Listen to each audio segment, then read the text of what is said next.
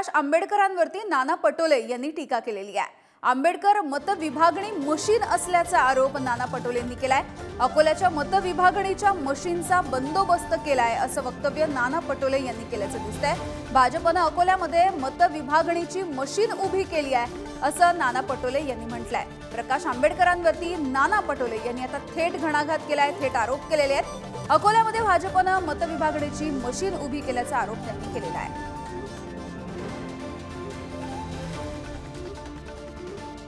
मतविभाजनाची machine उभी केलेली आहे। एक आहे ना मतविभाजनाची मशीन, 2014 पासून ती मशीन निर्माण झाली। एक हैदराबाद मध्ये होती आणि एक अकोल्यात होती। अकोल्याच्या मशीनचा चांगला बंदोबस्त आम्ही केला। तिथेही काँग्रेसचा उमेदवार निवडून येणार आहे। तरी महत्त्वाची बातमी आपण बघतोय, प्रकाश आंबेडकरांवरती नाना पटोले यांनी ही घणाघाती टीका केलेली आहे। आंबेडकर हे मतविभागणी करत असल्याचा थेट आरोप त्यांनी केलाय आणि आंबेडकरांना मतविभागणी मशीन अशी उपमा त्यांनी दिलेली आहे।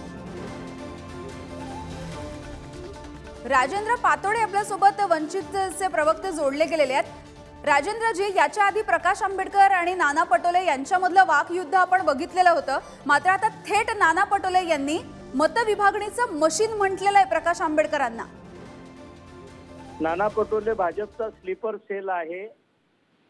जो इसम 14 ते 17 अशी सलग 3 वर्ष भाजपचा खासदार असतो आणि अचानक येऊन एखाद्या राजकीय पक्षाचा प्रदेशाध्यक्ष होतो, तो काय करण्यासाठी आलेला आहे हे सांगण्याची गरज नाही।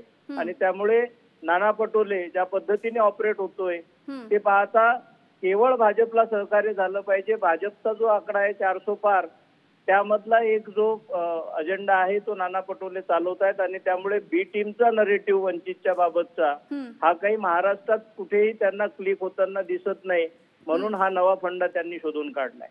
अगदी धन्यवाद राजेंद्रजी, तुम्ही सविस्तरपणे बातचीत केली यासाठी।